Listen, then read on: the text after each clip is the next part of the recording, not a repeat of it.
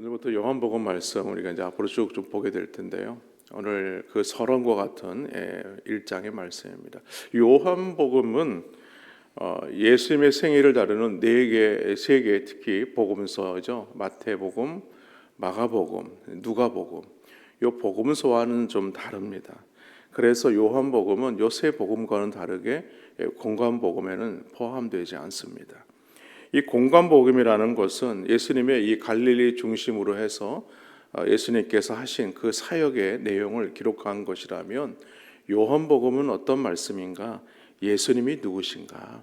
예수님이 어떤 분이신가? 그것을 깊이 드러내는 말씀이 바로 요한복음 말씀입니다. 그래서 요한복음은 오늘 본문에서 이렇게 시작하죠. 태초에 말씀이 계시니라. 근데 이 말씀은 우리가 생각할 때에 창세기 1장 1절 말씀을 우리가 떠올리게 되지만, 그러나 요한이 말하는 태초는요, 창조 이전의 말씀을 말하는 것입니다. 그때 이미 말씀이 계셨다는 거죠. 그리고 그 말씀은 하나님과 함께 계셔서 곧 하나님이다, 이렇게 말씀합니다.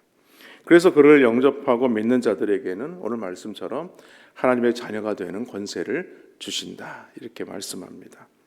반면에 세상은 그 예수님에 대해서 오늘 요한이 설명하지만 세상은 그 예수님을 알지 못했다는 거예요. 그래서 5절과 10절과 11절 말씀에 보면 예수님에 대해서 깨닫지도 못했고 알지도 못했고 그리고 영접하지도 않았다, 이렇게 단정합니다. 그런 면에서 요한복음의 가장 또 다른 중요한 주제를 다룬다 그러면 바로 이 믿음에 관해서 말씀을 합니다. 그렇기 때문에 우리가 그 예수님이 하나님이라는 사실을 믿는 것이 매우 중요하다라는 것을 강조하죠. 그래서 요한복음 전체의 말씀을 살펴보면 많은 단어들이 나오지만 그 중에서도 반복해서 나오는 단어가 바로 이 믿음이라는 단어입니다. 무려 한 98회 정도 쓰여질 정도로 이 믿음을 강조하고 있습니다. 그런데 예수님이 승천하신 뒤에 많은 사람들은요, 예수님이 곧 오신다라는 그 말씀을 믿고 기다리게 되죠. 그런데 예수님이 오시는 것이 길어지게 되자 예수님이 누구신지에 대한 그런 생각들이 흐려지기 시작을 합니다. 그리고 그때까지만 해도 여러분 우리가 잘 알고 있지만 지금처럼 성경이 이렇게 기록되어 있다든가 정립이 되어 있는 어떤 신학적인 기반이 기틀이 마련되어 있는 그런 상황이 아니었기 때문에 여기저기서 말씀들을 자기 마음대로 이해하고 또 그거를 풀어내고 그러다 보니까 여기저기서 이단들이 많이 생겨나게 된 것입니다.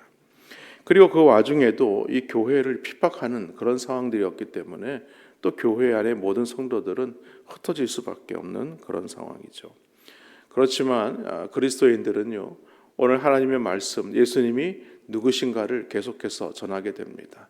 특히 유대인들과 이방인들에게도 계속 가서 말씀을 전하는데, 유대인들은요, 예수님이 하나님의 아들이시다, 하나님이시다라는 사실을 전했음에도 불구하고 하나님을, 그 예수님을 받아들이지 않게 되죠. 그래서 유대인들은 지금도 예수님이 오시기를 기다리고 있습니다. 그래서 이스라엘 사람들은 유대인이라면 아직 예수님이 이 땅에 오시지 않았고 만왕의 왕으로 오실 리가 바로 하나님이 메시아다라는 것을 기다리고 있다는 것이죠. 그런데 이방인들도 크게 생각은 다르지 않았습니다. 신이 굳이 왜 인간으로 와서 또 인간을 위해서 죽어야 할 필요가 있었느냐? 이 신이라면 전능한 방법으로 이 모든 일들을 해결할 수 있지 않았겠느냐라는 어떤 의문을 가지게 된 것입니다. 이런 어떤 의혹과 질문이 난무하는 가운데에 당시에 초대교회는 이러한 사실에 대해서 설명할 필요성이 있었던 것이죠. 그래서 사도 요한은 예수님이 누구신가, 예수님이 어떤 분이신가를 설명하기 위해서 이 요한복음을 기록하고 있는 것입니다. 그리고 이 모든 질문에 대한 대답이 바로 한마디로 핵심적인 말씀이 1장 14절의 말씀이에요. 1장 14절의 말씀은 말씀이 육신이 되어 우리 가운데 거하심에 우리가 그의 영광을 보니 아버지의 독생자의 영광이요 은혜와 진리가 충만하더라라는 말씀입니다. 그러니까 말씀이 육신이 되었다는 것은 창조주가 되시는 그 하나님이 피조물이 되셨다라는 말씀이죠. 그리고 그 증거가 뭐냐? 예수님이 육신을 입으시고 이 땅에 오셔서 우리 가운데 함께 거하여 주셨다라는 것이 증거다라고 말씀합니다. 그러나 앞에서도 말씀을 드렸지만 이 세상에 참 빛이 되신 예수님이 이 땅에 오셔서 각 사람에게 그 빛을 비추어 주셨지만 그러나 사람들은 깨닫지도 못하고 알지도 못했다는 사실입니다. 왜냐하면 인간은 너무나 타락하였기 때문이죠. 로마서 3장 10절과 11절 말씀에 보면 의인은 없나니 하나도 없으며 깨닫는 자도 없고 하나님을 찾는 자도 없고 다 치우쳐 함께 무익하게 되고 선을 행하는 자는 없나니 하나도 없도다라고 말씀합니다. 그러니까 부패해버린 인간의 양심으로는 그 창조주가 되시는 그 하나님을, 예수님을 알아볼 수가 없다는 것이죠. 그렇기 때문에 인간은요 영적 무지로 말미암아서 비참한 최후를 맞이할 수밖에 없었습니다. 그런데 우리가 참 빛이 되시는 예수님을 믿고 그분이 하나님의 아들이란 사실을 우리가 알고 있다는 이 사실은 무엇을 말하는가?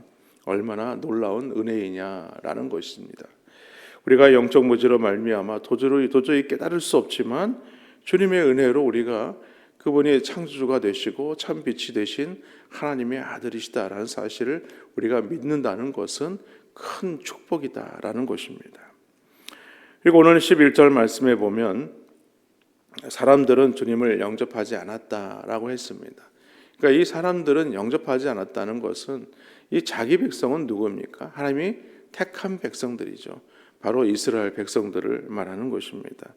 그래서 그들 가운데 하나님께서 이스라엘 백성들을 들어쓰셔서 그들을 택하시고 그들을 통해서 거룩한 나라로 왕같은 제사장으로 세워주셨지만 그들은 도무지 예수님이 하나님의 아들이란 사실을 믿지 않았습니다. 오히려 예수님을 배척하고 예수님을 십자가에 못 박아버리는 그런 일을 저지르게 된 것이죠. 이처럼 요한은 계속해서 우리에게 이 믿음을 강조하면서 하나님의 사랑을 우리 가운데 설명을 합니다.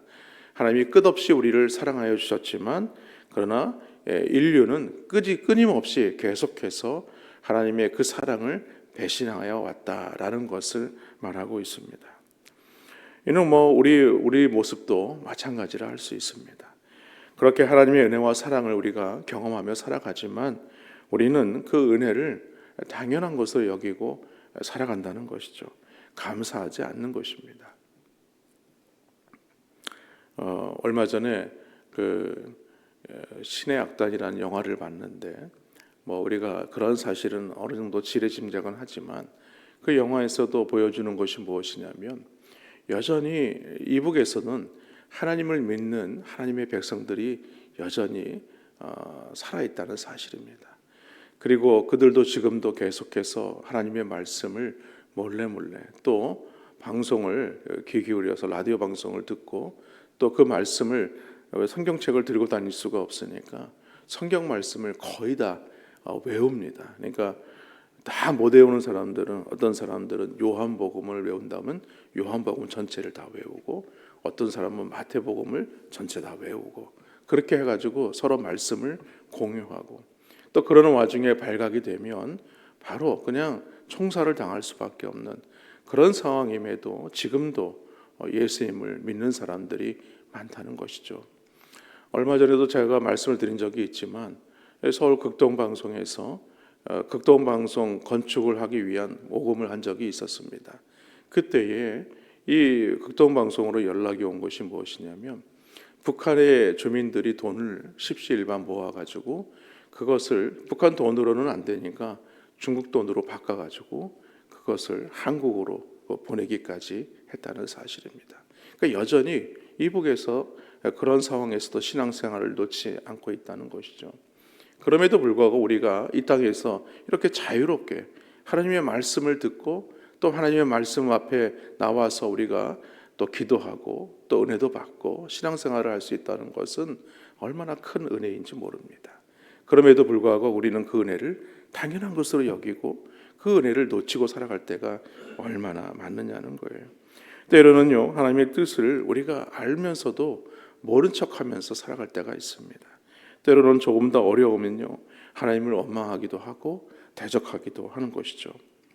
그래서 우리는 말씀보다는 세상이 가르치는 방식대로 살아가려고 할 때가 참 많다는 것입니다. 바로 이러한 본성이 무엇을 말하는가? 빛보다 어두움을 더 사랑한다는 거예요. 빛이 되신 예수님보다 이 세상의 어두운 모습을 가지고 살아가는 것이 인간의 본성이다라고 말씀합니다. 그러므로 우리는 날마다 주님 앞에 나와서 회개하는 삶을 살아야 돼요. 하나님의 말씀을 붙들고 우리의 죄된 이 본성과 날마다 싸워서 승리하는 삶을 살아야 하는 것입니다. 그래서 사도 바울도 그렇게 고백하지 않았습니까? 나는 날마다 죽노라. 나는 날마다 죽노라고 얘기한 것이 무엇이겠습니까? 나의 본성으로는 하나님의 사명을 감당할 수 없다는 거예요. 하나님께서 나를 붙잡아 주시고 은혜 베풀어 주시지 않으면 내가 이 사명 감당할 수 없고 주님의 복음을 전할 수 없다라는 것을 말하는 것이죠. 바라기는 오늘 사도 바울의 이러한 고백처럼 예수님을, 빛이 되신 예수님을 참 구주로 고백하시고 전하시는 복음의 증인 되시기를 주님의 이름으로 축원합니다. 그런데 이런 삶을 살아가는 자에게 하나님은요, 놀라운 권세를 주시겠다라고 말씀합니다. 우리가 잘 아는 말씀 12절 말씀이죠. 영접하는 자, 곧 그 이름을 믿는 자들에게는 하나님의 자녀가 되는 권세를 주셨으니 라고 말씀하죠. 다시 말해서 예수님을 영접하는 사람은 근본적인 신분의 변화가 있는데 그 변화가 뭐냐면 하나님의 자녀가 된다는 것입니다. 그래서 하나님의 사랑의 대상이 되고 특별한 관심의 대상이 되었다라고 말씀하고 있는 것입니다. 우리가 하나님의 자녀가 어떻게 되었는가? 그 12절 다음 절에 보니까 이렇게 얘기를 하죠. 이는 혈통으로나 육정으로나 사람의 뜻으로 나지 않고 오직 하나님께로부터 난 자들이다. 그러니까 이제는 우리가 하나님께로부터 난 자들이다라는 사실을 잊어서는 안 된다라는 것입니다. 이것은 무엇을 말하는 거겠습니까? 우리의 공로나 우리의 노력으로 우리가 하나님의 자녀가 된 것이 아니라는 것입니다. 이것은 전적인 하나님의 은혜다. 하나님의 축복이다. 그것을 우리가 잊지 말아야 된다라는 것을 말하는 것이죠. 그러므로 오늘 우리가 하나님의 자녀가 되었다는 이 놀라운 은혜를 다시 한번 우리가 마음에 되새기고 우리가 이 땅을 살아가는 동안에 어떻게 살아가야 할 것인가를 다시 한번 고민하고 그 은혜를 놓치지 않는 우리 더자람교회 모든 성도님들 되시기를 주님의 이름으로 간절히 축원합니다.